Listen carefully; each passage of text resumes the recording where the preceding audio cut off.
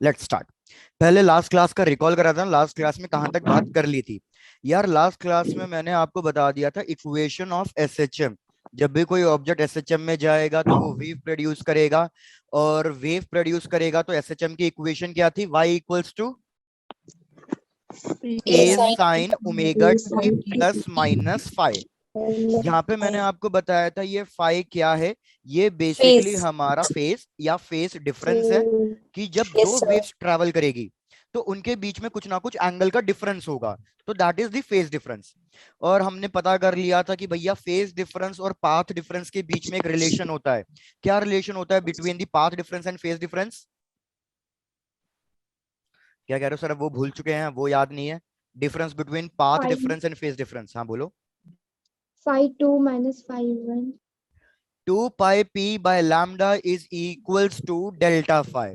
कि अगर हमें पाथ डिफरेंस पता है तो हम उसकी वैल्यू सब्स्टिट्यूट करके फेस डिफरेंस निकाल लेंगे, या फेस डिफरेंस पता है तो उसकी वैल्यू सब्स्टिट्यूट करके हम पाथ डिफरेंस निकाल लेंगे। Yes, sir. पाथ डिफरेंस भी क्या था? मैंने आपको बताया था जो भी वेव ट्रैवल कर रही है वो कुछ ना कुछ वेवलेंथ के टर्म्स में डिस्टेंस ट्रैवल कर रही है। तो दो वेव्स अलग अलग डिस्टेंस ट्रैवल करेगी तो हम उन दोनों का डिस्टेंस सब्ट्रैक्ट कर लेंगे तो हमें पाथ डिफरेंस मिल जाएगा। जैसे बस एक एग्जांपल से रिकॉल करा देता हूं ताकि हम आगे बढ़ सके। मैंने कहा सपोज ये वेव वन है और यहाँ पे नीचे ड्रॉ कर रहा हूं वेव टू। मैंने कहा ये वेव वन ने ट्रैवल किया, ये वेव टू ने ट्रैवल किया। तो मेरे को बताओ दोनों में फेज डिफरेंस कितना और पाथ डिफरेंस कितना है? या तुम्हारी सिंप्लीफिकेशन के लिए चलो ऐसा ही कर देते हैं, ये लो। अब बताओ फेज डिफरेंस कितना और पाथ डिफरेंस कितना? बिल्कुल भूल चुके हो यार। फेज डिफरेंस का मतलब था, 0.5. वेरी गुड, फेज डिफरेंस का मतलब था एंगल। 0, 90, 180, और फिर यहाँ पे क्या आ जाएगा? 360। सेम चीज यहाँ पे करोगे, 0, 180, 360, और फिर ये कितना हो जाएगा? 540। तो अगर मैं एंगल का डिफरेंस पूछूं तो एंगल का डिफरेंस 180 डिग्री आएगा।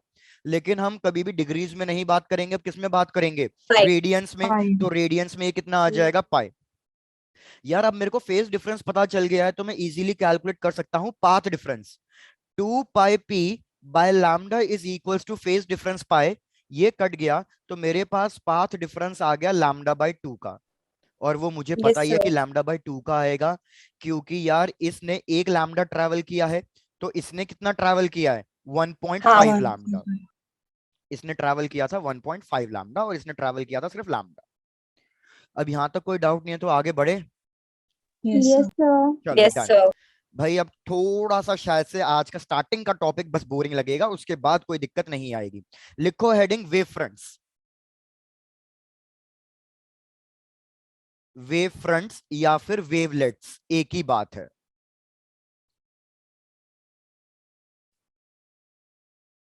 चलो इसको समझने की कोशिश करो, बाकी मैं आपको एनिमेशन से भी दिखाऊंगा ये सारी चीजें। यार सपोज मैंने क्या किया, पानी का एक बहुत बड़ा कंटेनर था, उसके अंदर मैंने स्टोन ड्रॉप कर दिया। तो मुझे पता है अगर मैं स्टोन ड्रॉप करूंगा तो हमारे जो क्रेस्ट एंड ट्रफ जो डिस्टरबेंस है वो इस तरीके से आउटवर्ड डायरेक्शन में स्प्रेड होगी। भाई शायद से ये Yes, चीज sir. इमेजिन नहीं हुई है, बाकी अभी इमेजिन भी करा देता हूँ। पहले यहाँ वाला डायग्राम देख लो। मैंने कहा सपोज ये मेरे लाइट का एक सोर्स है, जैसे इलेक्ट्रिक बल्ब। ये मेरे लाइट का सोर्स है। अब इससे जो वेव्स निकलेगी वो हर डायरेक्शन में निकलेगी, लेफ्ट में भी, राइट में भी, ऊपर भी, नीचे भी, अप एंड डाउन, मतलब आगे ऊपर नीचे, इनवर्ड्स आउटवर्ड्स, हर डायरेक्शन में निकलेगी। तो आपको क्या करना है, वो सारे पार्टिकल्स ढूंढने हैं जो सेम फेज में है। सेम फेज का मतलब वो सारे पार्टिकल्स ढूंढने हैं जिन्होंने सेम एंगल कवर किया है। तो देखो मैं व्हाइट से मार्क कर रहा हूं, ये वाला वो पार्टिकल है जिसने 90 डिग्री कवर किया। सिमिलरली ये वो पार्टिकल है जिसने 90 डिग्री कवर किया, ये वो पार्टिकल है 90 डिग्री कवर किया, और ऐसे ये वो पार्टिकल है जिसने 90 डिग्री कवर किया। तो यार इन सारे पार्टिकल्स को ज्वाइन कर दो जिन्होंने सेम फेज में सेम एंगल कवर किया। तो मेरे को बताओ ये आपको जो डायग्राम हम ड्रॉ कर रहे हैं ये किस टाइप का स्ट्रक्चर मिलेगा आपको? Spherical structure. वेरी गुड, ये हमें एक स्फेरिकल स्ट्रक्चर मिलेगा। यार आपने इलेक्ट्रोस्टैटिक्स में इलेक्ट्रिक फील्ड वगैरह पढ़ लिया है? Yes, sir. गॉस लॉ पढ़ लिया है? No, sir. No, sir. Gauss law नहीं पढ़ा। मतलब जब आप इलेक्ट्रोस्टैटिक्स में पढ़ोगे ना तो सेम चीज यही होगी कि अगर कोई एक पॉइंट चार्ज है, मैं आपको बस थोड़ा सा हिंट दे रहा हूं, आप बता देना आपको कितना आता है कितना नहीं आता।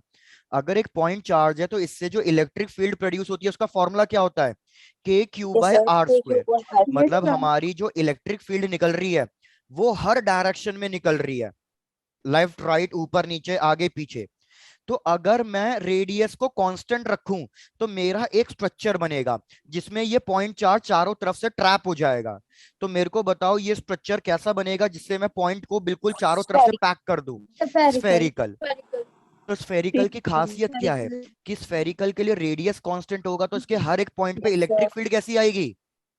Constant. Very good. तो बस इधर भी वही चीज हम कर रहे हैं कि यार एक पॉइंट ने डिस्टरबेंस क्रिएट करी हर एक डायरेक्शन में, मैंने उन सारे पार्टिकल्स को पकड़ा जो सेम एंगल कवर कर रहे थे, तो मेरे को ये एक स्फेरिकल स्ट्रक्चर मिल जाएगा और इस पॉइंट पे हर जगह हमारा एंगल कांस्टेंट होगा। सिमिलरली एक और ले लो भैया, सपोज अब ये वाला एंगल ले रहा हूं -270, तो यार फिर से इन सारे पार्टिकल्स को ज्वाइन करो जो -270 मतलब 270 डिग्री एंगल कवर कर रहे थे। तो ये हमें फिर से एक स्फेरिकल स्ट्रक्चर मिलेगा। तो जो ये स्ट्रक्चर मिल रहा है इस स्ट्रक्चर को बस हम क्या कहते हैं, इसी स्ट्रक्चर को हम कहते हैं वेव फ्रंट्स। क्या चीजें क्लियर हो गई हैं। Yes, sir. Yes, sir. Done. Yes, sir. पहले आप डेफिनेशन लिख लो फिर मैं आपको एनिमेशन से ये पूरी चीजें समझाता हूं। पहले आप लिख लो डेफिनेशन की what is the definition of wave front. लिखो continuous locus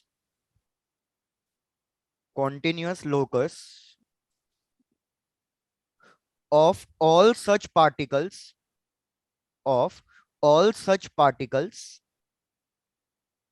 which are in same phase।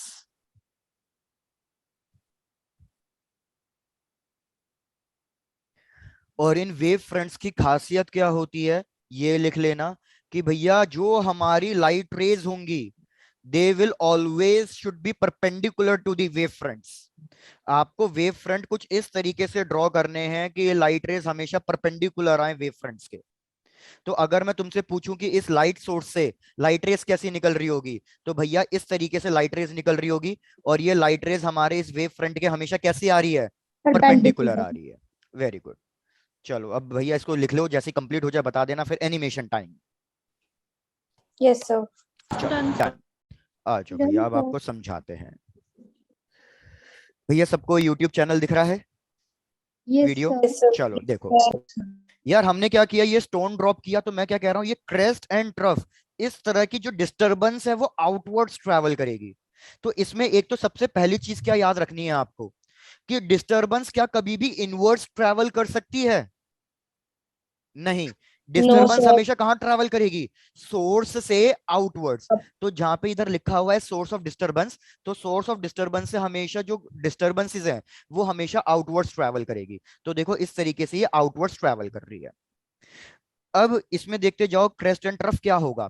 भैया मैंने वो सारे पार्टिकल्स पकड़े जो सेम फेज में है, तो देखो मैंने वो सारे पार्टिकल्स पकड़े जो सेम फेज पे है, क्रेस्ट का या ट्रफ का, और इन सारे पार्टिकल्स को मैं ज्वाइन कर दूंगा। तो अगर मैं इन सारे पार्टिकल्स को ज्वाइन करूं तो हमें इस तरीके के कॉन्सेंट्रिक सर्कल्स मिल रहे हैं। ये कॉन्सेंट्रिक Yes, सर्कल्स sir. क्यों मिल रहे हैं, क्योंकि ये वाटर सरफेस है, वाटर सरफेस में डिस्टरबेंस ऊपर या नीचे थोड़ी ट्रैवल हुई होगी, वो तो आउटवर्ड्स ट्रैवल हुई है। तो इस तरीके के ये बन जाएंगे circular boundary, circular wave fronts. Wavefront. क्या ये चीज क्लियर हो गई है आपको। Yes, Yes. sir. चलो डन। भैया हमें ऐड नहीं देखनी है, ऐड को स्किप करते हैं। चलो आ जाओ वापस अपने डायग्राम पे। तो हमें क्या करना है, अलग अलग कॉन्फ़िगरेशंस के लिए चेक करना है कि वेव फ्रंट्स कैसे बनेंगे। तो मैंने आपको ये चीज तो लिखवाई दी है कि पॉइंट सोर्स सबसे पहला था हमारा पॉइंट सोर्स। तो याद रखो जब भी कोई एक पॉइंट सोर्स होगा उसके लिए हमारे वेव फ्रंट हमेशा स्फेरिकल बनेंगे। सर्कुलर मत बोलना, गलत हो जाएगा, स्फेरिकल वेव फ्रंट। आ जाओ नेक्स्ट वाले पे। अगर आपने इलेक्ट्रोस्टैटिक में गॉस लॉ पढ़ा होता ना तो आपको बहुत जल्दी समझ में आ जाता है। सेकेंड वाला है हमारे पास linear source. Previous slide. Previous slide, एक मिनट प्रीवियस स्लाइड कर देता हूं, ये लो।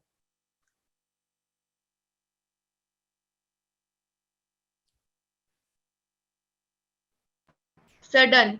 डन। चलो done. Linear source, linear source के लिए क्या इमेजिन करना है, मैंने कहा ये मेरा लाइन सोर्स है जिससे लाइटें निकल रही है, जैसे ट्यूबलाइट। अब इससे जो लाइट रेज निकल रही होगी ना वो हर डायरेक्शन में निकल रही होगी, फिर से वही left right upwards inwards downwards हर तरीके से निकल रही होगी। तो आप सोचो इसकी वजह से वेव फ्रंट कैसा बनेगा, आपको ये इमेजिन करना है। तो मैं आपको क्या समझा रहा हूं इसको इमेजिन करने का तरीका। भाई सपोज किसी ना किसी के घर में हेयर रोलर कॉम होगा, बीच में स्टिक होती है roller com, Yes. Yes, sir. बिल्कुल वही इमेजिन करो कि बीच में स्टिक है, बीच में स्टिक है तो मतलब ये मेरा सोर्स हो गया। अब इससे जो ब्रशेस निकल रहे हैं, तो आपको पता है ब्रशेस हर डायरेक्शन में निकल रहे होते हैं, इधर Yes. भी इधर Yes, भी sir. इधर भी हर डायरेक्शन में निकल रहे होते हैं। Yes, sir. अब मेरे को बताओ अगर मैं इस हेयर कॉम को रोलर कॉम को चारों तरफ से ट्रैप करना चाहता हूं, पैक करना चाहता हूं, तो कैसा स्ट्रक्चर ड्रॉ करना चाहिए, स्फेरिकल या किस तरीके का ड्रॉ करना चाहिए? Yes, very sir. गुड। तो अगर मैं एक सिलेंड्रिकल स्ट्रक्चर ड्रॉ करूंगा तो भैया ये ट्रैप हो जाएगा। तो बस हमारी चीजें क्लियर है कि भैया इस लीनियर सोर्स के Yes, लिए sir. वेव फ्रंट कैसे बनेंगे, इस लीनियर सोर्स के लिए वेव फ्रंट Cylindrical. बनेंगे सिलेंड्रिकल। Cylindrical. बहुत बढ़िया।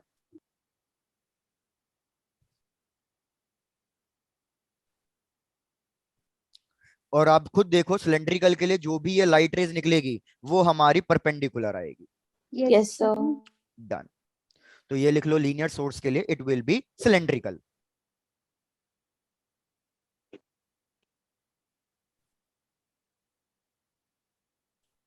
आते हैं नेक्स्ट थर्ड वाले पे, पैरेलल लाइट रेज।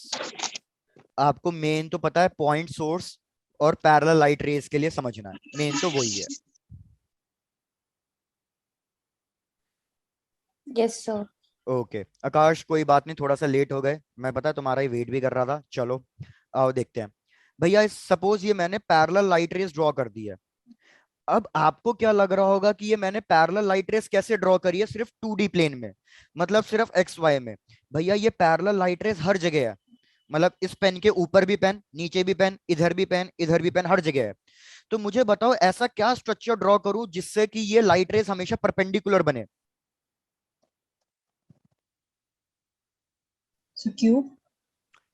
आपने क्यूब ड्रॉ कर दिया तो जो ऊपर वाला प्लेन सरफेस आएगा क्या ये लाइट रेस उसके परपेंडिकुलर आएगी?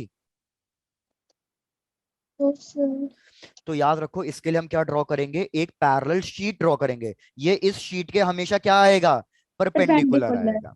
तो याद रखना भैया इसके लिए बस स्ट्रक्चर क्या बनेगा, इसके लिए वेव फ्रंट्स बनेंगे परपेंडिकुलर।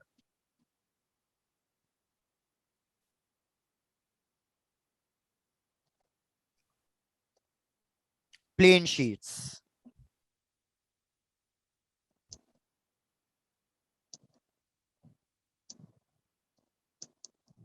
मेरे को ऐसा लगा थर्ड वाला आपको क्लियर नहीं है अभी, कोई ऐसा जिसको Sir, थर्ड वाला ये क्लियर ना बता- हो? Yes, sir. ये यस सर किस लिए बोला, क्लियर है या नहीं है? Clear है. ठीक है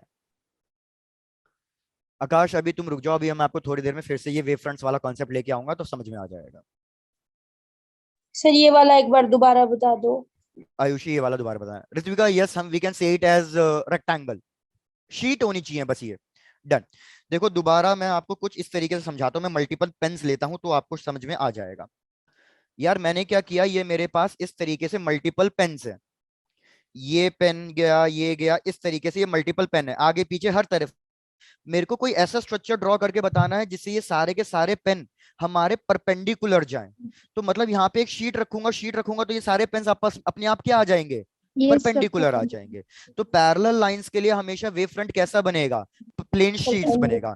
अब ये प्लेन शीट स्क्वायर भी हो सकता है, रेक्टेंगुलर शीट भी हो सकती है, कैसी भी हो सकती है, but it has to be a plane sheet.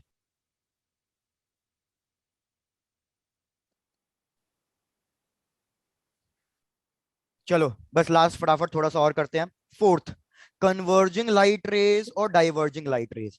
याद रखो ये जो वेव फ्रंट मैं बता रहा हूं आपको, ये वेव फ्रंट बोर्ड एग्जाम्स में पूछ लिया जाता है हार्डली 1-2 मार्क्स का।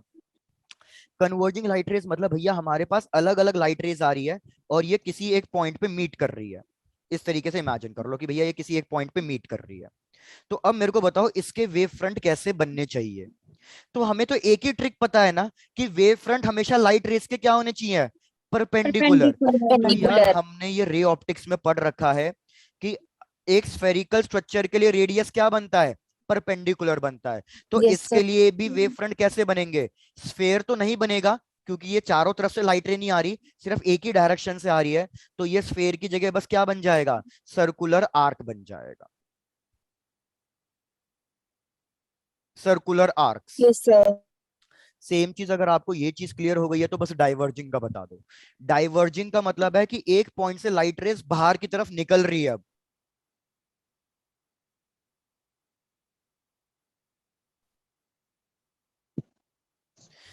तो यार इसके लिए भी हमारे जो वेव फ्रंट्स बनेंगे वो Circular सर्कुलर arc. आर्क्स ही बनेंगे, क्योंकि उसी के लिए ये लाइंस परपेंडिकुलर आएंगी और ये बन जाएगा centre of all the circular arcs. Yes, sir. Done. Sir ये एक और बार बता दो। बिल्कुल। भैया किसी का क्या रिपीट हुआ, देखो अगर मैंने कहा कि ये सपोज पॉइंट सोर्स है, पॉइंट सोर्स के लिए अभी हमने डिस्कस किया था ऋतुका कि इसके लिए जो लाइट रेज निकलेगी वो इस तरीके से निकलेगी हर डायरेक्शन में। यस अगर सर। लाइट रेस हर डायरेक्शन में निकल रही है तो इसके लिए अभी हमने डिस्कस किया था कि वेव फ्रंट कैसे बनेंगे। इसके लिए वेव फ्रंट बनेगा एक स्फेरिकल स्ट्रक्चर। लेकिन अब मैं कह रहा हूं डाइवर्जिंग लाइट रेज है, डाइवर्जिंग लाइट रेज है तो मतलब ये समझ लो कि भैया अब यहां से कोई लाइट रेज नहीं जा रही है, जो लाइट रेज जा रही है वो एक पर्टिकुलर डायरेक्शन में जा रही है। तो मेरे को बताओ इस वाला साइड मैंने पूरा रब कर दिया तो अब आपके पास क्या बचा स्फेयर की जगह, आपके पास स्फेयर की जगह सर्कुलर आर्क्स बचे। बस यही डायग्राम मैंने ड्रॉ किया है। Okay sir. Done. Thank you. Okay.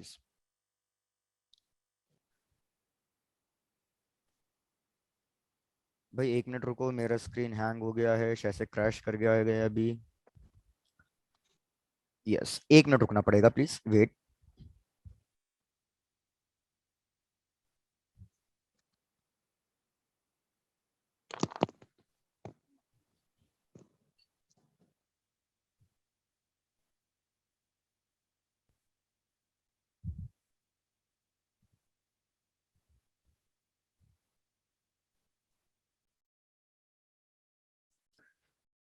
इतने आकाश तुम बता दो इतना लेट क्यों हो गया आज।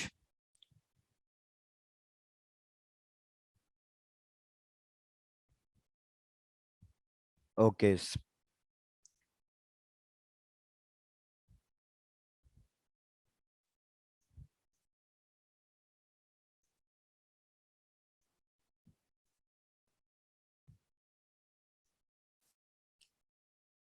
चलो भाई सब लोग चेक कर लो, सबको स्क्रीन दिख रही है।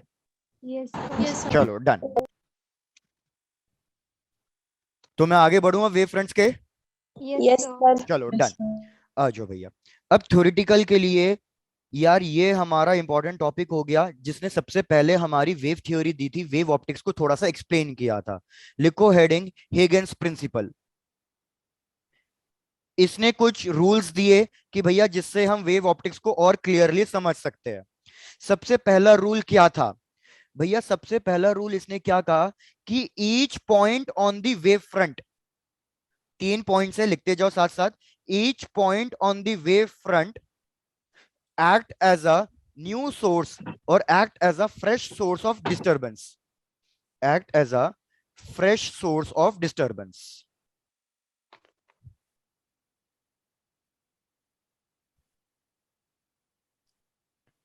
सेकेंड पॉइंट भाई लिखते जाओ ये चीज,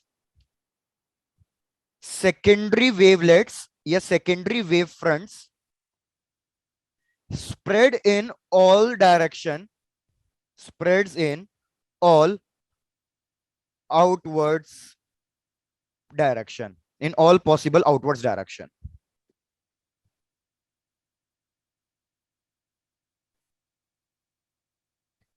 भैया टेंशन वाली बात नहीं है, अभी एक्सप्लेन करेंगे। और last, the new wave front, the new wave front at any instant is given by, at any instant is given by forward envelope,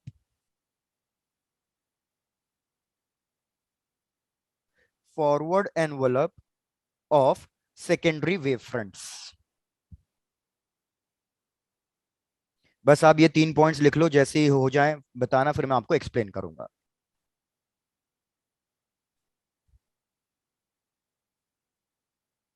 sir done. Done. चलो Sir. आ जाओ यार, अब थोड़ा सा समझने की कोशिश करो, बाकी मैं फिर थोड़ा सा वीडियो से भी आपको समझाऊंगा। यार मैंने कहा ये एक पॉइंट सोर्स है, फिर से वही डायग्राम इमेजिन करना है। इस पॉइंट सोर्स से अभी जो वेव्स निकलेगी वो हर डायरेक्शन में निकलेगी। तो ये मैंने वेव्स ड्रॉ कर दी है हर एक डायरेक्शन में। अब तनिष्का प्रीवियस स्लाइड ये लो। एक मिनट रुक जाओ प्लीज, सबका नोट डाउन हो जाने दो।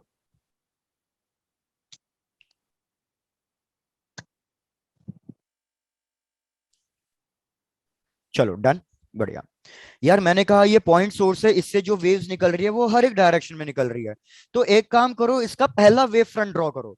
तो वेव फ्रंट क्या होता है, अब आकाश ध्यान दो।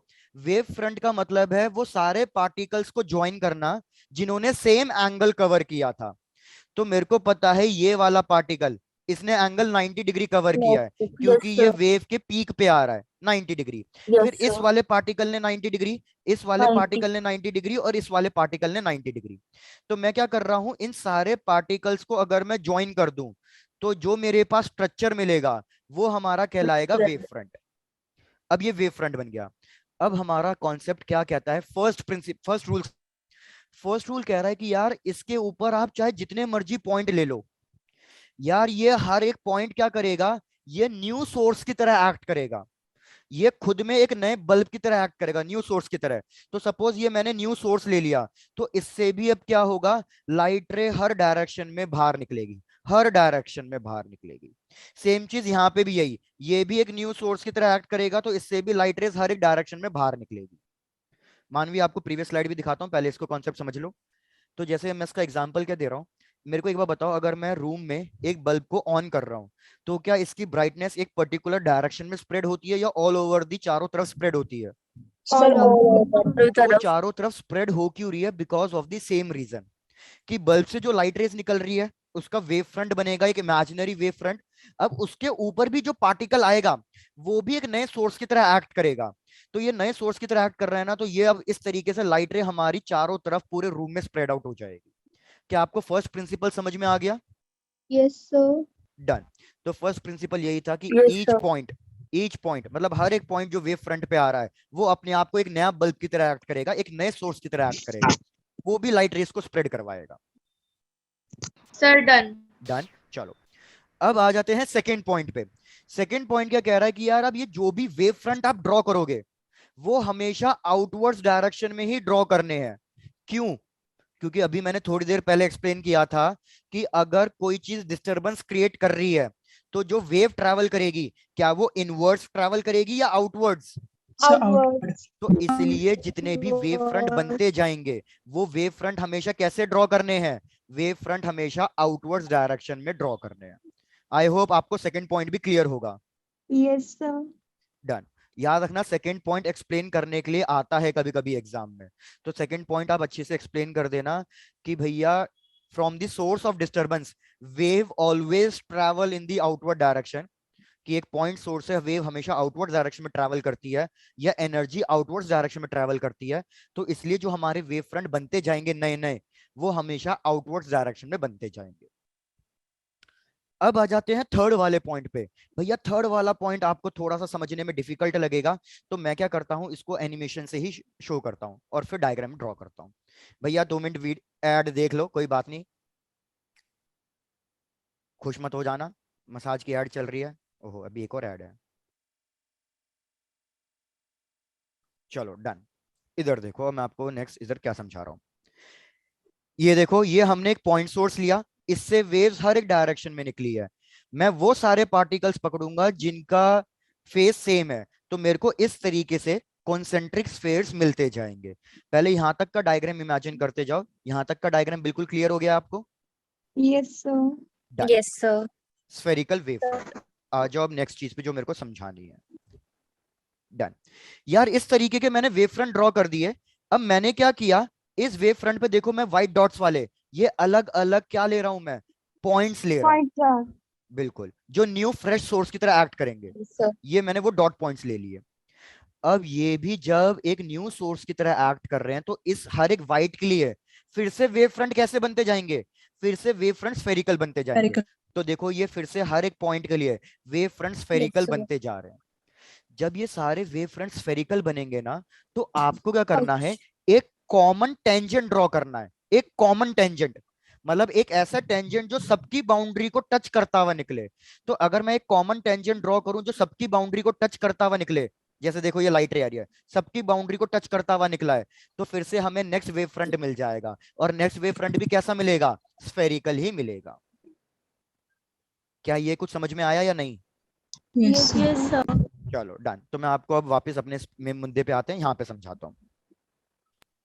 समझो भैया, यहाँ पे नेक्स्ट डायग्राम में भैया मैंने कहा ये हमारा एक पॉइंट सोर्स था, हमारा ये उसके लिए एक वेव फ्रंट बना। मैंने क्या किया, इस वेव फ्रंट पे मैंने बहुत सारे पॉइंट ले लिए, एक पॉइंट, दूसरा पॉइंट, तीसरा पॉइंट। अब ये भी एक पॉइंट सोर्स की तरह एक्ट कर रहा है, तो इसके लिए भी वेव फ्रंट कैसे बनेंगे, इसके लिए भी वेव फ्रंट स्फेरिकली बनेंगे। Spherical. तो इस तरीके से मैंने इसके वेव फ्रंट स्फेरिकल ड्रॉ कर दिए। अब जब आपने इसके वेव फ्रंट स्फेरिकल ड्रॉ कर दिए ना, आपको क्या करना है, एक कॉमन लाइन ड्रॉ करनी है जो इन सारे वेव फ्रंट को टच करे, टेंजेंट ड्रॉ करना है। फॉरवर्ड एनवलप का मतलब होता है टेंजेंट। तो मैंने एक टेंजेंट ड्रॉ किया। इस तरीके से मैं टेंजेंट ड्रॉ करूंगा तो ये मेरे को किसका डायग्राम मिलेगा, ये भैया मेरे को सेकेंडरी वेव फ्रंट का मिलेगा। सिमिलरली अगर अब मेरे को थर्ड ड्रॉ करना है तो थर्ड कैसे ड्रॉ करूंगा, सेम प्रोसेस रिपीट करके, यहाँ पे एक पॉइंट लूंगा, यहाँ पे एक पॉइंट लूंगा, यहाँ पे एक पॉइंट लूंगा, पॉइंट लूंगा। इसके वेव फ्रंट फिर से कैसे बनेंगे, स्फेरिकल। Spherical. फिर से इनको ज्वाइन करूंगा तो नेक्स्ट वेव फ्रंट मिलेगा। भैया एक एक करके अब सबसे पूछ रहा हूँ, सब लोग चेक करके बताओ, सबको ये सेकेंडरी वेव फ्रंट ड्रॉ करना समझ में आ गया है? Yes, sir. Yes, चलो sir. तो इन सबको नोट डाउन कर लो, फिर आगे बढ़ते हैं। आकाश एक बार तुम भी बता दो, तुम्हें थोड़ा बहुत समझ में आया? तुमने लेट Yes. ज्वाइन किया है भाई, जिसने लेट ज्वाइन किया है वो चेक कर लो। उज्जवल, वंशिका, वर्षा, ऋत्विका, आप चेक करो सब। Ocean, Yes. Nitika, done. Yes. Okay, first वाला रिपीट करना है पायल। ओके पायल, फर्स्ट वाला क्या कह रहा है कि हमारा जो वेव फ्रंट होगा, अब वेव फ्रंट के ऊपर जितने भी पॉइंट्स लेते जाऊंगा वो सारे पॉइंट अपने आप में एक सोर्स की तरह एक्ट करेंगे, मतलब एनर्जी ट्रांसफर।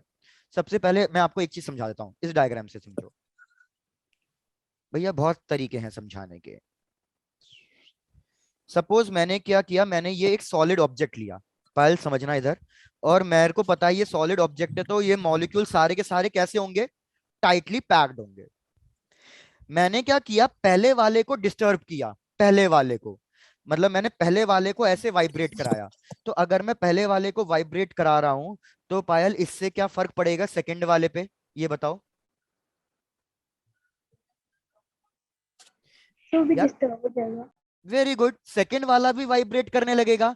तो मैंने पहले वाले को वाइब्रेट कराया, इसने डिस्टरबेंस सेकंड वाले को ट्रांसफर कर दी। तो अभी सोर्स कौन है, अभी सोर्स डिस्टरबेंस का 1 है, उसने अपनी डिस्टरबेंस ट्रांसफर करी 2 को। लेकिन जब अब 2 भी तो वाइब्रेट करने लगेगा, तो थर्ड वाले के लिए सोर्स कौन बन जाएगा, अब सेकंड वाला। थर्ड वाले के लिए सोर्स सेकंड बन गया और सेकंड वाले ने थर्ड वाले को ट्रांसफर करी। सिमिलरली अब थर्ड वाला वाइब्रेट करने लगेगा, तो अब थर्ड वाला वाइब्रेट करेगा तो ये डिस्टरबेंस किसको पास करेगा, फोर्थ Fourth. वाले को। तो फोर्थ वाले के लिए अब सोर्स कौन बन गया, 3. थर्ड वाला। तो इस तरीके से ही लाइट वेव्स ट्रैवल कर रही है कि भैया पहले तो सोर्स एस था, लेकिन जब हमने पहला वेव फ्रंट लिया तो इस पे जो अलग अलग पॉइंट्स लिए हैं S1, S2, S3, अब ये नए सोर्स की तरह बन जाएंगे। फिर वापस से सेकंड वेव फ्रंट लिया तो अब ये S4, S5 और S6, अब ये क्या बनने लग जाएंगे, नए सोर्स। इस तरीके से सोर्स हमारा ट्रांसफर होता जाएगा। जैसे आपको बताता हूं, आपने वो देखा होगा, न्यूटन्स पेंडुलम कहते हैं जिसे, जिसमें खूब सारे इस तरीके के बॉल्स कनेक्टेड होती हैं।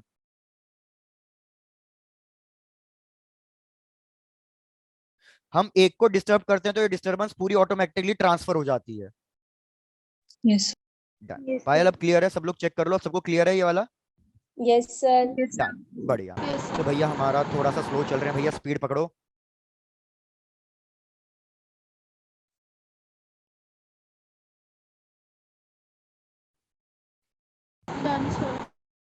ठीक है आकाश, डन। चलो लेट्स प्रोसीड। अब यार यहां से याद रखो, हमारा मेन चीजें शुरू हो रही है वेव टॉपिक्स की, सारी मेन चीजें अब यहां से शुरू है। Superposition principle, superposition of waves. Superposition of waves का मतलब क्या है? Yes, sir. दो वेव्स को ओवरलैप कराना, दो वेव्स को मर्ज कराना। तो भैया यहां से समझो कि सपोज ये मैंने वेव वन ली है और यहां पे ली है वेव टू, और मैं चेक करूंगा कि इनका रिजल्टेंट, इनकी जो नेट वेव्स आएगी वो कैसे आएगी। तो यार मैंने कहा ये एक वेव वन है, ये एक वेव टू है, इस तरीके से। इसका एम्पलीट्यूड ले लो A1, इसका एम्पलीट्यूड ले लो A2। तो मेरे को बताओ, जब ये दोनों वेव्स एक दूसरे पे ओवरलैप करेगी तो क्या मैं कह सकता हूं पहले वाली पॉजिटिव का साइकिल दूसरे वाले के पॉजिटिव के ऊपर आएगा? Yes, Yes, sir. sir. Similarly first वाले का नेगेटिव दूसरे वाले के नेगेटिव पे आएगा, फर्स्ट वाले का पॉजिटिव फिर से फर्स्ट वाले के पॉजिटिव के ऊपर आएगा। तो जब पॉजिटिव के ऊपर पॉजिटिव आ रहा है, नेगेटिव के ऊपर नेगेटिव आ रहा है, तो याद रखो इधर नेट एम्पलीट्यूड के साथ क्या होगा, इधर हमारा एम्पलीट्यूड एड अप हो जाएगा। एम्पलीट्यूड एड अप हो जाएगा तो जो मेरे को रिजल्टेंट वेव मिलेगी वो कैसे मिलेगी? रिजल्टेंट वेव कि भैया एक ऐसी वेव मिलेगी जिसकी इंटेंसिटी, जिसकी एनर्जी बहुत ज्यादा होगी, और इसका एम्पलीट्यूड कितना होगा? A1 plus A2. A2। A2. तो जब हमारी वेव इस तरीके से सुपरपोज करती है, इस तरीके से मर्ज करती है, तो इसको याद रखना हम कहते हैं कंस्ट्रक्टिव सुपरपोजिशन, कंस्ट्रक्टिव सुपरपोजिशन। और इसके अंदर हमें जो इंटेंसिटी मिलेगी वो कैसे मिलेगी? मैक्सिमम मिलेगी। Maximum. सिमिलरली नेक्स्ट एग्जांपल, पहले नोट डाउन करने का टाइम दूंगा, पहले समझ लो आप। नेक्स्ट एग्जांपल क्या है कि सपोज ये मैंने एक वेव ली, ये दूसरी वेव, और नीचे फिर से इनका रिजल्टेंट ड्रॉ करूंगा। भैया एक वेव मैंने ड्रॉ करी है कुछ इस तरीके से, दूसरी वेव मैंने ड्रॉ करी है कुछ इस तरीके से। इसका एम्पलीट्यूड A1 ले लो, इसका एम्पलीट्यूड A2 ले लो, और सपोज मैं ये भी कह रहा हूं कि दोनों का एम्पलीट्यूड सेम है, सपोज। तो मेरे को बताओ, अगर अब आप चेक करो, एक का पॉजिटिव दूसरे के नेगेटिव पे आ रहा है, एक का नेगेटिव दूसरे के पॉजिटिव पे आ रहा है, तो अब की बार ए नेट ऐड होगा या सब्ट्रैक्ट होगा? So Subtract. subtract. सब्ट्रैक्ट होगा। अगर ये दोनों इक्वल हैं तो कितना आंसर आएगा? जीरो। Zero. जीरो आ रहा है तो मतलब Zero. भैया अब नई जो वेव मिलेगी वो कैसी मिलेगी? बिल्कुल फ्लैट, कोई वेव ही नहीं मिलेगी एक तरीके से।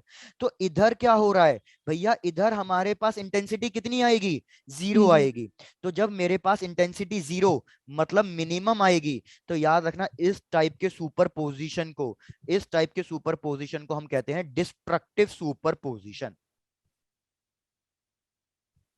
चेक कर लो आपको कंस्ट्रक्टिव और डिस्ट्रक्टिव दोनों समझ में आए या नहीं आए?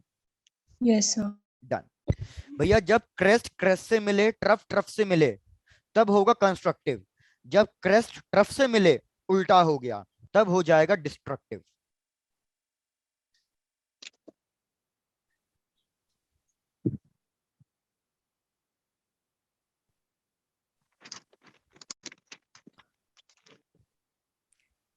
Sir, भाई next, एक sir. किसी ने ऐड हुआ है कोई लिंक से youtube.de वगैरह, भैया नाम से लॉगिन किया करो। हाँ बोलो, next slide. Sir, next slide. चलो डन।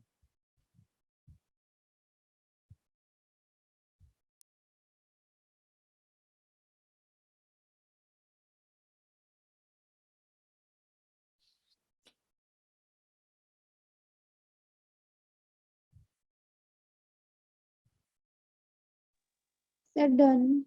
डन, चलो भाई बहुत बढ़िया। तो आओ अब क्या करते हैं, थोड़ा सा इसमें नया कॉन्सेप्ट और इंक्लूड कर देते हैं। भाई सबसे पहली चीज, भैया जब हम दो वेव्स को सुपरपोज, सुपरपोज का मतलब बार बार समझा रहा हूं, मर्जिंग करना, ओवरलैपिंग करना। जब हमारी दो वेव सुपरपोज करती है तो हमारे पास तीन टाइप के फिनोमिनन्स आते हैं। एक फिनोमिनन आता है इंटरफेरेंस। इंटरफेरेंस की कंडीशन है, क्या कंडीशन है कि जो आपके पास दो वेव्स आनी चाहिए उनकी फ्रीक्वेंसी, याद है मैंने लास्ट क्लास में फ्रीक्वेंसी पढ़ा दिया था, उनकी फ्रीक्वेंसी या वेवलेंथ सेम होनी चाहिए, और साथ ही साथ ये सेम डायरेक्शन में ट्रैवल करनी चाहिए।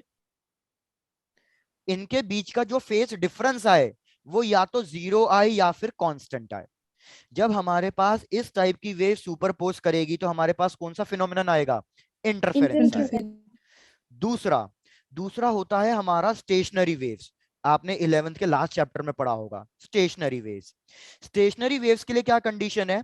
सेम फ्रीक्वेंसी होनी चाहिए या वेवलेंथ होनी चाहिए, लेकिन अब ये दोनों ट्रैवल कैसे करनी चाहिए? अपोजिट Different डायरेक्शन में ट्रैवल करनी चाहिए। तो जब ये दो वेव्स मर्ज करेगी तो आपके पास स्टेशनरी वेव्स आएगा। और तीसरा कॉन्सेप्ट होता है बीट्स का। बीट्स का मतलब भैया डिफरेंट फ्रीक्वेंसी। तो इसलिए आपको याद है बीट्स का डायग्राम कैसे बनता है? जैसे सबने म्यूजिक सुना होगा, कुछ इस टाइप का डायग्राम बनता है बीट्स का। है किसने रिस्पॉन्ड नहीं दिया? भैया क्या चीजें क्लियर हो रही हैं? Yes sir. Yes sir. हमें क्या पढ़ना है? हमें सिर्फ फर्स्ट वाला पढ़ना है, इंटरफेरेंस ऑफ लाइट। तो इसलिए मैं बाकी दो को रब कर रहा हूं। आप याद रखना कि हमें इंटरफेरेंस ऑफ लाइट पढ़ना है। तो हमारी दो वेव्स कैसी होनी चाहिए? जिनकी फ्रीक्वेंसी सेम हो, वेवलेंथ सेम हो और दोनों सेम डायरेक्शन में ट्रैवल कर रही हो। तो इस टाइप की वेव्स को, भैया बहुत इंपॉर्टेंट चीज है ये, इस टाइप की वेव्स को हम कहते हैं कोहेरेंट वेव्स। तो इंटरफेरेंस के लिए कंडीशन पूछेगा एग्जाम में, what is the condition for interference? तो आप लिखोगे condition for interference is coherent waves.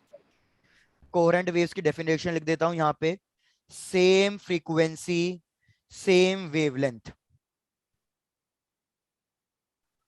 और दोनों के बीच में जो फेस डिफरेंस होना चाहिए या तो वो 0 होना चाहिए या जो भी वैल्यू आ रही है वो कांस्टेंट होनी चाहिए। अब मजेदार बात क्या है कि कोहेरेंट वेव्स कभी भी दो अलग अलग चीजें प्रोड्यूस नहीं कर सकती। जैसे फॉर एग्जांपल मैंने यहाँ पे एक बल्ब लिया, बल्ब 1, यहाँ पे एक बल्ब लिया, बल्ब 2। ये भी एक वेव बना रहा है, ये भी एक वेव बना रहा है। तो ये दो वेव्स कभी भी कोहेरेंट वेव्स नहीं हो सकती। क्यों? क्योंकि मैंने आपको बताया था फ्रीक्वेंसी सेम कब होती है? जब सोर्स सेम source. होता है। इधर सोर्स सेम है क्या? नहीं। नो तो सर। यार ये कोहेरेंट वेव्स नहीं होंगी, ये क्या बनेगी? Non coherent waves Non-coherent. बनेंगी। तो कोहेरेंट वेव्स कैसे प्रोड्यूस करते हैं उसको समझो। मैं एक ही बल्ब लूंगा और इस बल्ब की जो मल्टीपल वेव्स आएंगी, इसको वेव 1 और इसको वेव 2 कंसीडर करूंगा, तो भैया अब चांसेस हैं कि ये दोनों वेव्स क्या बन जाएंगी? कोहेरेंट वेव्स बन जाएंगी, क्योंकि ये दोनों सेम सोर्स से निकली हैं। आई होप आपको डिफरेंस समझ में आ गया होगा ये वाला, coherent Yes. Waves and non coherent waves. Done. तो मैं आपसे एक चीज पूछूंगा, आप मेरे को एक चीज बताना। एग्जाम में ये आया हुआ क्वेश्चन है कि सपोज एक मैंने ब्लू कलर लिया और एक मैंने येलो कलर लिया, दो अलग अलग कलर की लाइट रेज ली है, और मैं इन दोनों को सुपरपोज मर्जिंग करा रहा हूं, तो क्या भैया हमें इंटरफेरेंस मिलेगा या नहीं मिलेगा? आपको ये बताना है। क्वेश्चन रिपीट करना है। बिल्कुल क्वेश्चन रिपीट। क्वेश्चन मैंने बोला मैंने दो अलग अलग कलर की लाइट रेज ली है, एक ब्लू कलर की और एक कोई और कलर ले लो, येलो या कुछ भी। मैं इन दो कलर की वेव्स को मर्ज करा रहा हूं, एक दूसरे के ऊपर ओवरलैपिंग करा रहा हूं, तो क्या मेरे को इंटरफेरेंस मिलेगा या नहीं मिलेगा? आपको ये बताना है। Yes very good sir. Aakash. तो याद रखो कि इस केस में आपको इंटरफेरेंस नहीं मिलेगा। Yes sir. क्यों नहीं मिलेगा? Very good Ritika. क्योंकि यार हमें पता है सबकी So, सबकी वेवलेंथ हर एक कलर की अलग अलग होती है। रे ऑप्टिक्स में पढ़ाया मैंने आपको। yes. देखो यहां यस लिख देता सर। हूं, भैया रे ऑप्टिक्स में मैंने आपको बताया व्हाइट लाइट 7 कलर्स का कॉम्बिनेशन है। सबसे ज्यादा वेवलेंथ किसकी है? भूल गए? रेड की।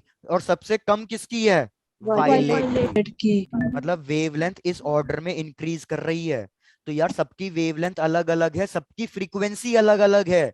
तो जब सबकी फ्रीक्वेंसी अलग अलग है तो ये नॉन कोहेरेंट बनेगा, और ये नॉन कोहेरेंट बनेगा तो फिर इंटरफेरेंस कहां से मिलेगी? इंटरफेरेंस मिलने का कोई चांस ही नहीं है। आई होप आपको क्वेश्चन क्लियर हो गया होगा ये वाला। Yes sir. Yes sir. Previous previous slide भी कर रहा हूं, बस एक चीज और लास्ट बता रहा था। तो इसलिए है ना, आप ये कहीं लिख लो कि इंटरफेरेंस के लिए, यहीं लिख देता हूं, इंटरफेरेंस के लिए हमेशा मोनोक्रोमेटिक लाइट यूज होगी। What is the meaning of monochromatic light? A light of single colour. Monochromatic light का मतलब है अ लाइट ऑफ सिंगल कलर, अलग अलग कलर्स नहीं हो सकते। चलो लो नोट डाउन करना शुरू करो।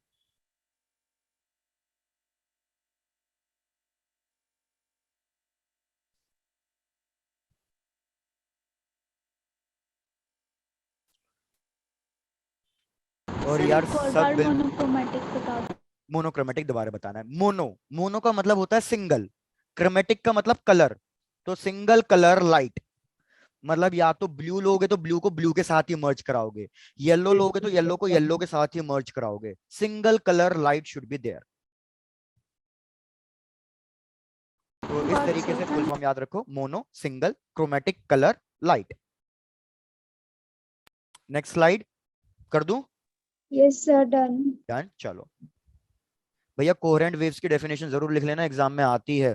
और कोहेरेंट वेव्स ही इंटरफेरेंस बनाएगी, इस चीज को याद रख लो। अगर कोहेरेंट वेव्स नहीं मिल रही है तो इंटरफेरेंस नहीं होगा। इंटरफेरेंस होता क्या है वो आज चैप्टर में मतलब आज की क्लास में ही डिस्कस करेंगे। Sir, done. डन। चलो अब यार इंटरफेरेंस होता क्या है आपको समझाते हैं एक वीडियो के थ्रू। आ जाओ भैया, आपके लिए सारी तैयारी हम करके बैठे हैं, आ जाओ इस वीडियो को देखो। भाई बंदा क्या कर रहा है मैं थोड़ा सा एक्सप्लेन कर देता हूँ। बंदे ने दो बॉल्स ली हैं और वो दोनों बॉल से पानी को डिस्टर्ब कर रहा है। तो अगर वो दो बॉल से पानी से डिस्टर्ब कर रहा है तो मतलब हमारे पास दो वेव्स आएगी। क्या ये चीज समझ में आ रही है? एक Yes, wave sir. Ball one ने यस प्रोड्यूस सर। करी है और एक वेव किसने प्रोड्यूस करी है? बॉल टू ने। Ball two ने. चलो अब ये वीडियो देखते जाओ और ध्यान से देखना, मैं अभी इसमें क्वेश्चन पूछूंगा। ये बॉल वन हो गई, वेव वन। सेकेंड बॉल भी डिस्टर्ब करा रहा है, wave to.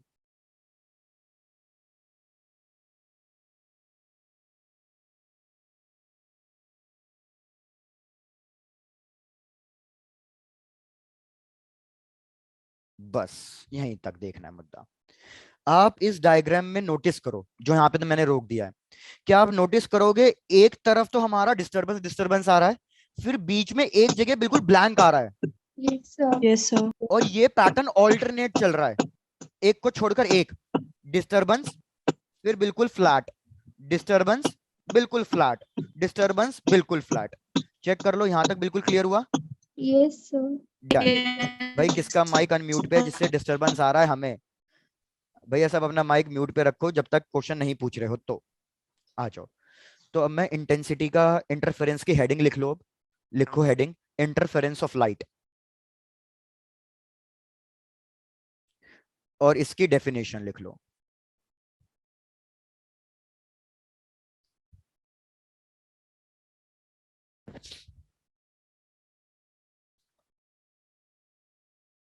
when two coherent waves when two coherent waves superpose each other,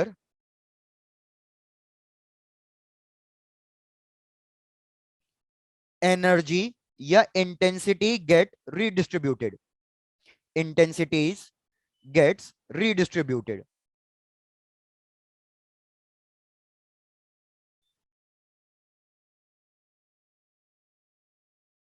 maximum and minimum, भाई लिखते जाना साथ साथ।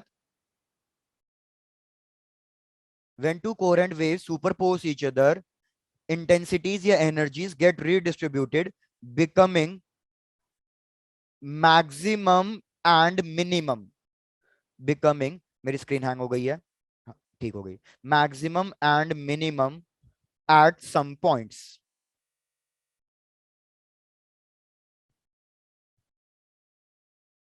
तनिष्का प्रीवियस स्लाइड भी शो कर देता हूँ, एक मिनट आप ये पहले नोट डाउन कर लो। Maximum and minimum some at some points, this phenomenon is called as interference of light. Done sir.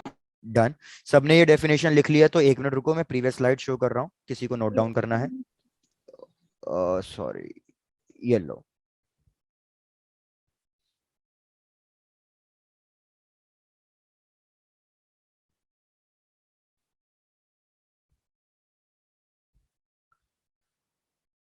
चलो okay sir, thank you Tanishka.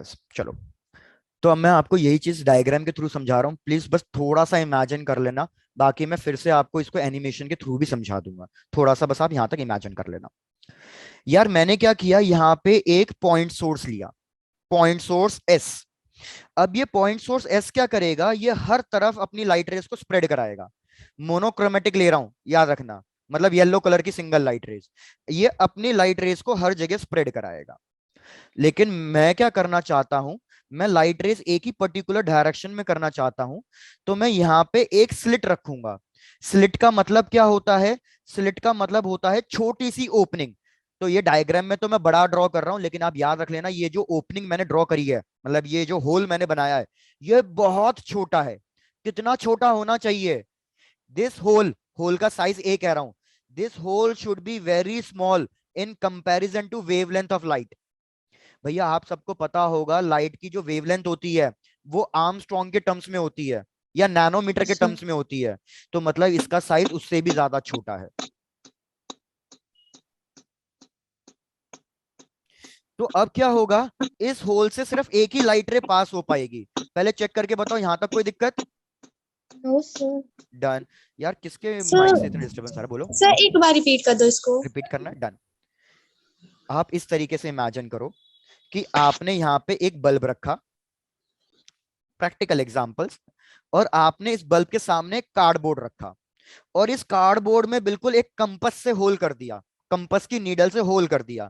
तो यार ये जो होल बनेगा, ये बहुत छोटा सा होल बनेगा ना, यस Yes. सर। तो इसको हम कहेंगे स्लिट, मतलब बहुत छोटा सा होल। तो मैंने क्या लिखा था, इस होल का साइज बहुत छोटा होना चाहिए वेवलेंथ से।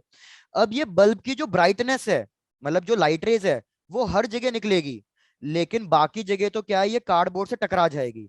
तो इस कार्डबोर्ड से हार्डली एक ही लाइट रे पास कर पाएगी। क्या अब समझ में आया? Yes sir. तो अब क्या होगा कि भैया जब पहले बल्ब से लाइट रेज निकल रही थी ना, आपको थोड़ा सा डायग्राम इमेजिन करना है, तो जब बल्ब से लाइट रेज हर एक डायरेक्शन में निकल रही थी, तो मेरे को बताओ वेव फ्रंट कैसे बन रहे होंगे पहले? Spherical. वेरी गुड, पहले वेव फ्रंट स्फेरिकल बन रहे होंगे। मैं डायग्राम ऐसे रफ डायग्राम ड्रॉ कर रहा हूं। अब यहां से ये एक पॉइंट आया, तो अभी हमने हेगन्स प्रिंसिपल में क्या पढ़ा था कि भैया ये पॉइंट किसकी तरह एक्ट करने लगेगा, नए सोर्स की तरह एक्ट करने लगेगा, और ये भी एक पॉइंट सोर्स है, तो इससे भी अब वेव फ्रंट कैसे बनने लगेंगे, स्फेरिकल ही Spherical. बनने लगेंगे। क्या सबको समझ में आ गई ये वाली चीज? Yes, sir. डन। अभी मैंने डायग्राम रफ ड्रॉ किया है, बाद में आपको प्रॉपरली एक डायग्राम ड्रॉ करके दूंगा, अभी आप उसकी टेंशन मत लो, आप बस कॉन्सेप्ट पे समझो पहले। तो ये मैंने यहाँ पे ड्रॉ कर दिया। अब याद रखो ये मेरा सोर्स बन गया, दिस इज दी सोर्स। अब पिछले वाले सोर्स को भूल जाओ, इसका काम खत्म हो गया है। अब ये मेरे एक सोर्स की तरह एक्ट कर रहा है। अब मेरे को कोहेरेंट वेव्स चाहिए, तो कोहेरेंट वेव्स के लिए मेरे को क्या करना पड़ेगा, दो वेव्स चाहिए, और वो दोनों वेव कहां से निकलनी चाहिए, सेम सोर्स से। Same source. भैया आप बायोलॉजी वाले स्टूडेंट हो, बायोलॉजी वाले स्टूडेंट हो, तो इस तरीके से इमेजिन कर लो कि ये मेरा एक पेरेंट न्यूक्लियाई है, और इसको मैं दो पार्ट्स में तोड़ रहा हूं। तो जैसे आपके बायोलॉजी के टर्म्स में कहते हैं डॉटर न्यूक्लियाइज हैं ये दोनों, और ये वाला क्या है, Binary physics. Parent nuclei. इसी तरीके से कुछ कहते हैं ना बायोलॉजी में, Yes, sir. Yes sir. Binary physics. बिल्कुल इस तरीके से। तो यही चीज यहाँ पे इमेजिन करनी है। ये सोर्स है, मैंने यहाँ पे क्या कर दिया, फिर से दो छोटी छोटी ओपनिंग दे दी है। तो जब मैंने फिर से यहाँ पे दो छोटी छोटी ओपनिंग दे दी है, तो ये लाइट रे एक यहाँ से ट्रेवल करेगी सोर्स से, और एक ये लाइट रे यहाँ से ट्रेवल करेगी सोर्स से। तो अब मेरे पास टोटल कितनी लाइट रेज आ गई हैं, दो लाइट रेज आ गई हैं, और ये दोनों लाइट रेज सेम सोर्स से निकली है। तो ये दोनों लाइट रेज किसकी तरह बिहेव करने लग जाएंगी, अब कोहेरेंट वेव्स की तरह। प्लीज सब बता दो, सबको ये चीज क्लियर हो गई है? Yes sir. यस। अरे थैंक यू भैया, ईमानदारी से चेक करके बताते जाना, नहीं समझ में आया तो पूछ लेना। अब यहाँ पे क्या कर दिया है, यहाँ पे मैंने एक स्क्रीन रख दी है। हमने क्या नोटिस किया, इंटरफेरेंस की डेफिनेशन समझो। हमने क्या नोटिस किया कि जब ये दोनों लाइट रेज मर्ज करके स्क्रीन पर टकरा रही हैं, तो कुछ पॉइंट्स ऐसे मिल रहे हैं जहां पे है ना हमें ब्राइट स्पॉट मिल रहे हैं। ब्राइट स्पॉट का मतलब जहां पे हमें लाइट मिल रही है। यहाँ पे याद रखना इंटेंसिटी क्या होगी, मैक्सिमम। Maximum. वेरस कुछ पॉइंट ऐसे मिल रहे हैं, रेड कलर को समझ लेना कि रेड मतलब ब्लैक ड्रॉ किया मैंने, ब्लैक मतलब अंधेरा, इधर इधर लाइट नहीं है। मैंने देखा कि कुछ कलर, कुछ स्पॉट ऐसे मिल रहे हैं जहां पे कोई लाइट नहीं आ रही, जहां पे कोई लाइट नहीं आ रही, तो इसका मतलब क्या है कि यहाँ पे इंटेंसिटी क्या हो गई होगी, Zero. मिनिमम, 0। तो जहां पे इंटेंसिटी मैक्सिमम हुई है इसको हम क्या नाम देंगे, कंस्ट्रक्टिव। जहां Constructive. पे इंटेंसिटी मिनिमम आई है उसको क्या नाम देंगे। Deconstructive. अब आपको ये डायग्राम समझ में नहीं आया होगा, तो मैं आपसे क्या कह रहा हूँ, 1 मिनट लो, पहले ये डायग्राम ड्रॉ कर लो, फिर मैं इसकी चीज आपको एक एनिमेशन से या एक गूगल पे दिखा देता हूँ, इमेज दिखा देता हूँ, तो आपको समझ में आ जाएगा। आप पहले यहां तक डायग्राम ड्रॉ कर लो, और साइड में ये लिख लेना, ये क्या होता है ये भी समझाऊंगा। साइड में लिख लेना कंस्ट्रक्टिव का मतलब ब्राइट फ्रिंज, फ्रिंज एफ लिखा है वो मैंने, मेरी हैंडराइटिंग को भैया थोड़ा समझ लेना, अब थोड़ी गंदी है, भावनाओं को समझ लेना।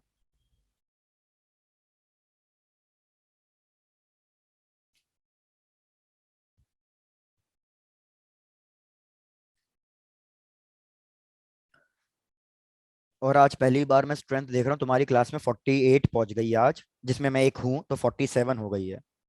लो बोलते एक गया, 46 हो गई है।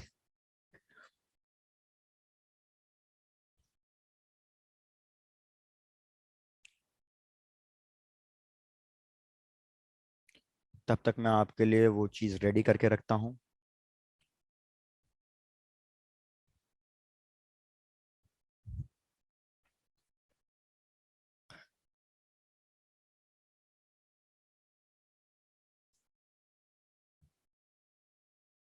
चलो भाई, हो गया सबका।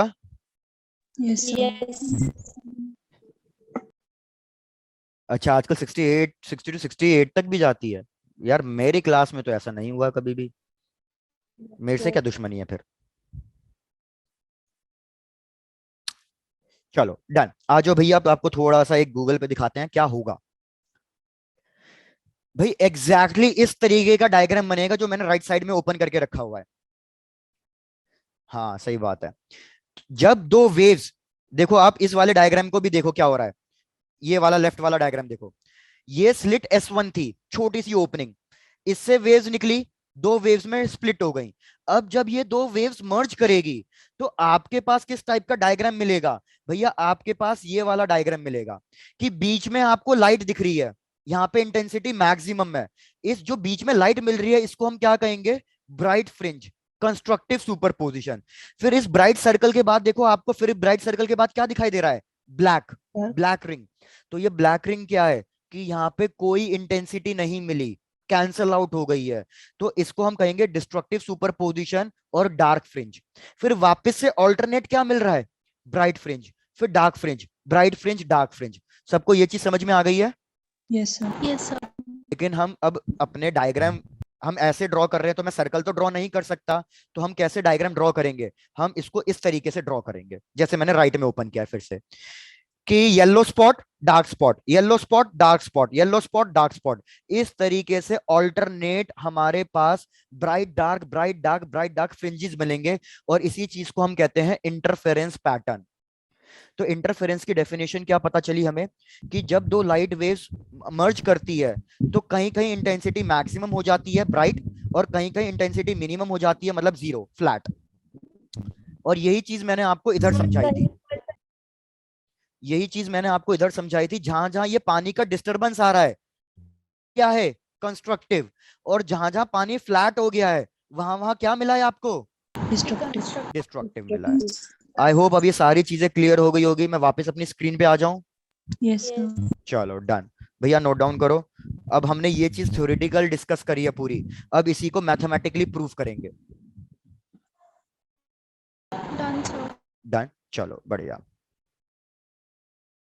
आओ भैया, हेडिंग लिख लो, मैथमेटिकल ट्रीटमेंट, मतलब अब हम इसको मैथमेटिकली प्रूफ करेंगे चीजों को, और हम कंडीशंस फाइंड आउट करेंगे। भाई पता भी तो चलना चाहिए कहां पे ब्राइट बनेगा कहां पे डार्क बनेगा, तो हम वहां कंडीशंस भी प्रूफ कर लेंगे। अब मैं थोड़ा स्पीड में बढ़ रहा हूं, देखते जाना। भैया पहली वेव आई, हमने कहा पहली वेव की इक्वेशन हमने लिख दी, y1 is equal to a1 sine omega T. मेरे पास दूसरी वेव आई, दूसरी वेव की इक्वेशन लिखूंगा a2 sine omega 2 plus minus 5। Plus minus 5 क्यों लिखा, क्योंकि भैया दो वेव्स के बीच में या तो फेज डिफरेंस 0 होगा या कुछ ना कुछ फेज डिफरेंस आएगा जो कांस्टेंट होगा। इन दोनों वेव्स को मर्ज किया तो वाई नेट की वैल्यू क्या लिखूंगा, y1 प्लस y2। तो भैया इन दोनों इक्वेशंस को ऐड कर दो, तो a1 sine omega T plus a2 sign omega T plus 5। अब याद रखो ये एक आइडेंटिटी बन रही है। कौन सी आइडेंटिटी बन रही है, यहां लिख देता हूं। ये एक आइडेंटिटी बन रही है साइन ए प्लस बी की। साइन ए प्लस बी का फॉर्मूला क्या होता है, sign A cos B plus cos A sign. तो इसको थोड़ा सा एक्सपैंड कर देते हैं। यार ये स्कूल में डेरिवेशन आती है इसलिए करा रहा हूं, नहीं तो कॉम्पिटेटिव एग्जाम के लिए तो डेरिवेशन हमें कोई मतलब ही नहीं है इससे।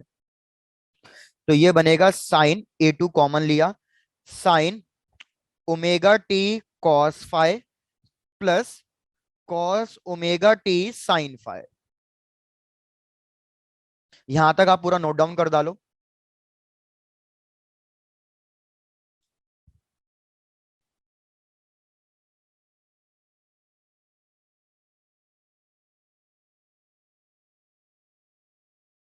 Sir done. डन। अब नो क्या सर। करेंगे, हाँ कर लो आराम से, कोई दिक्कत नहीं है।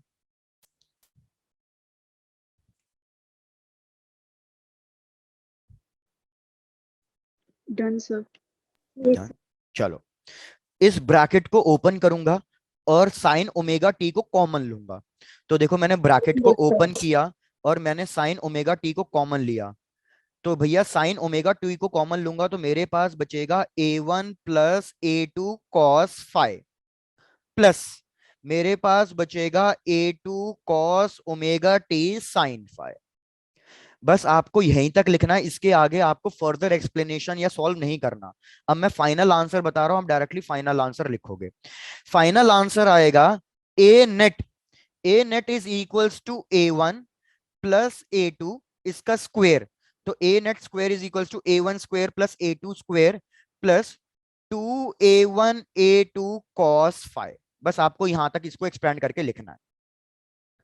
अब एक चीज याद रखना, इंटेंसिटी। अब मेरा एक बहुत इंपॉर्टेंट फॉर्मूला आने वाला है, याद रखो। Intensity is directly proportional to amplitude का स्क्वायर। तो मेरे पास फाइनल फॉर्मूला क्या आ गया जिसपे हमें काम करना है, जिसपे पूरा न्यूमेरिकल बनेगा हमारा। Net intensity is equal to I1 plus I2 plus 2 root I1 I2 cos 5। बस भैया यहां तक लिख के छोड़ दो। और ये बहुत इंपॉर्टेंट फॉर्मूला आ गया जिसपे न्यूमेरिकल वर्क करेंगे।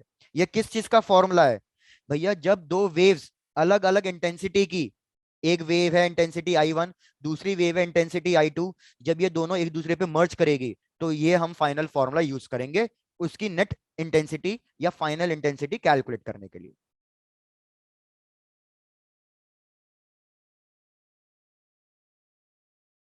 सर आपने हाँ पूछो। कहाँ से डराई थी? क्या दोबारे? सर आपने ए नेट स्क्वायर वाली लाइन कहाँ से ट्राई की है? कहां से लिखी, ठीक है आपको बस समझा रहा हूं। एक्चुअली ये इक्वेशन मैथ से आती है। जो ये ऊपर इक्वेशन आई है ना, ये मैथमेटिक्स की सेकंड ऑर्डर डिफरेंशियल इक्वेशन है। यहां लिख देता हूं, सेकंड ऑर्डर डिफरेंशियल इक्वेशन। ये मैथ्स वाले पढ़ते हैं, तो हमें पढ़ना नहीं होता, तो इसलिए हमने डायरेक्टली सॉल्व करके जो आंसर आया मैंने डायरेक्टली वो आंसर लिख दिया है।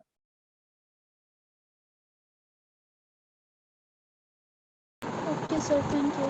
ठीक है, तो इसलिए मैंने बोला अभी तो आप ये चीज नहीं समझ पाओगे, तो अभी आप फर्स्ट फाइनल छाप डालो। ये आपको डेरिवेशन आ जाती है एग्जाम में 3 मार्क्स की। लेकिन अभी डेरिवेशन खत्म नहीं हुई है, 3 मार्क्स की क्या डेरिवेशन आती है वो भी बता रहा हूं। ये तो अभी हमने सिर्फ 1.5 मार्क्स का काम किया है।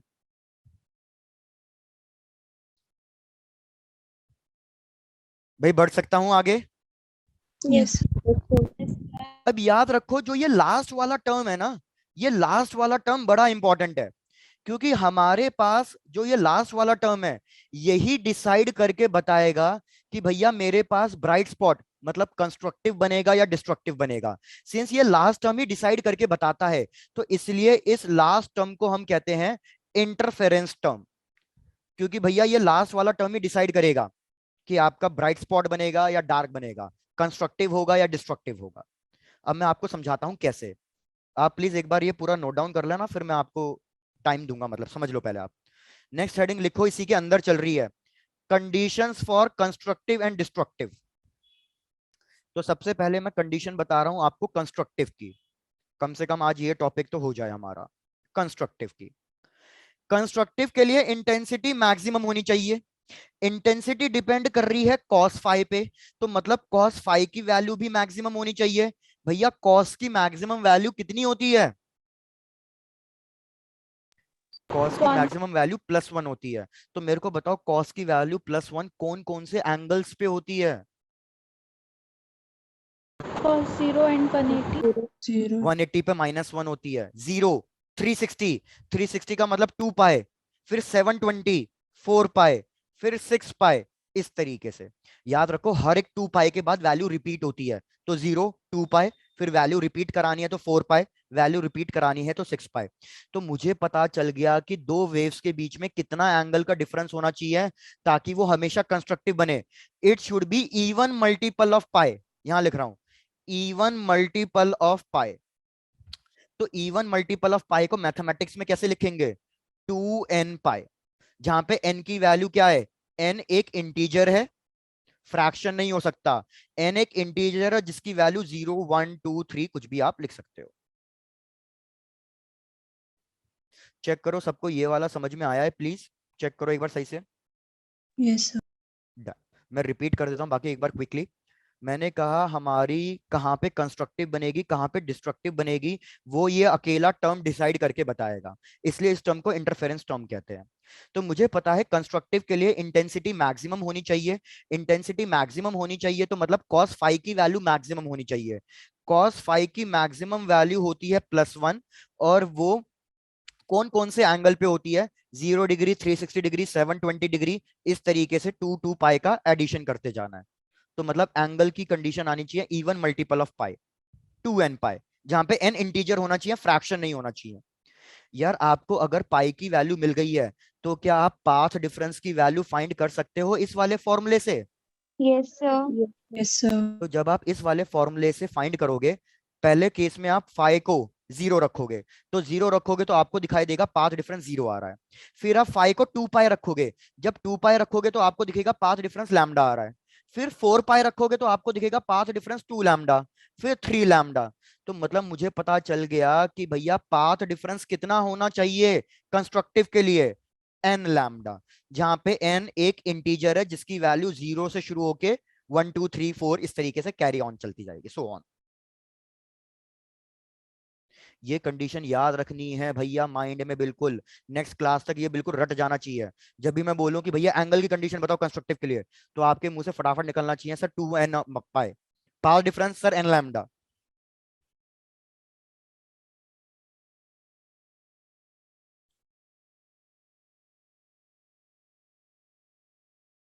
किसी को कोई Done, previous sir. Slide show करनी है या हो गया यहां तक? Done, sir. डन। चलो बस भैया इस डेरिवेशन को खत्म करते हैं। हमने ये कंडीशन कंस्ट्रक्टिव के लिए फाइंड करी है, तो आओ डिस्कस करते हैं डिस्ट्रक्टिव के लिए। अब डिस्ट्रक्टिव के लिए क्या होना चाहिए? इंटेंसिटी मैक्सिमम की जगह मिनिमम होनी चाहिए। इंटेंसिटी मिनिमम मतलब भैया हमारे कॉस फाई की वैल्यू भी मिनिमम। कॉस की मिनिमम वैल्यू कितनी होती है? 0. Negative. -1। वेरी गुड, 0 मत बोलना, -1। कौन कौन से एंगल पे ये वैल्यू -1 होती है? 180 डिग्री, मतलब पाए। और मैंने क्या बोला, वैल्यू कितने पे रिपीट होती रहती है? 2 का एडिशन करते जाओ तो कितना आएगा यहाँ 3 पे? pi. फिर 5 तो pi. यार पता चल गया ना कि डिस्ट्रक्टिव के लिए it should be odd multiple of Pi. पाई। तो ऑड मल्टीपल को कैसे लिखेंगे मैथमेटिक्स में? भैया 2n+1 या -1, जो आपका मन करे, इनटू पाई।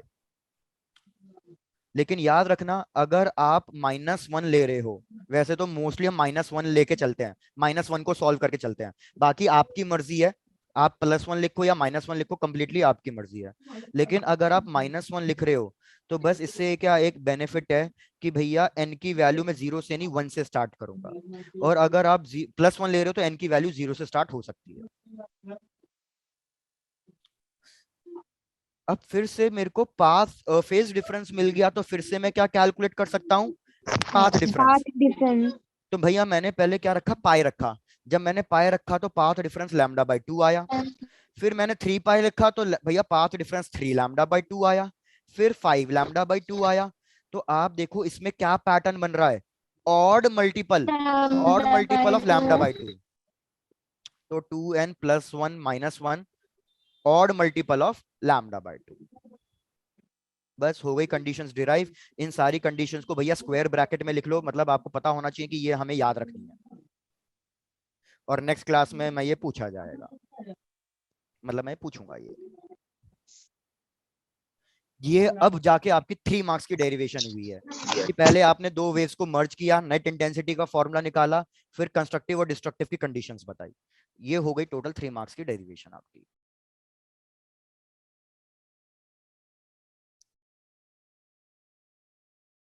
क्या कह रहे हो सर, 3 मार्क्स के लिए इतनी मेहनत करनी पड़ती है? नहीं आयुषी, नीट का क्वेश्चन डिफिकल्ट नहीं होता, बिल्कुल इजीली होता है। आपको अभी ये पहली बार पढ़ रहे हो ना, इसलिए आपको ये चीज अभी डिफिकल्ट लग रही है, नो डाउट। लेकिन जब आप जैसे जैसे और नेक्स्ट चैप्टर पढ़ते जाओगे, चीजें लिंक होती जाएगी, तो आपको लगेगा अरे सर ये तो उस टाइम पे बिल्कुल इजी था। फिर आप क्वेश्चन, कॉन्सेप्चुअल क्वेश्चन फटाफट ऐसे सॉल्व कर दोगे। अरे वर्षा, थैंक यू सो मच यार। Sir last slide please. Last slide, ये लास्ट स्लाइड ही तो है। अच्छा, प्रीवियस स्लाइड, ओके। सर इसमें भी ऐसे मार्क कर दो कौन से इंपॉर्टेंट है ये फॉर्मूलाज। वाला पाथ डिफरेंस और फेज डिफरेंस, की फेज डिफरेंस क्या आना चाहिए, 2n पाई।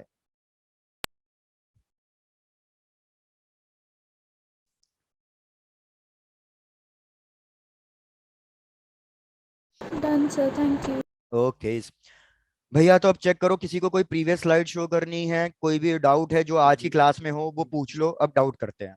हाँ आकाश, तुमने बोला था कि स्टार्टिंग से कोई स्लाइड शो करनी है, तो एक बार सबका नोट डाउन हो जाता है तो फिर मैं आपको स्टार्टिंग स्लाइड शो करता हूँ।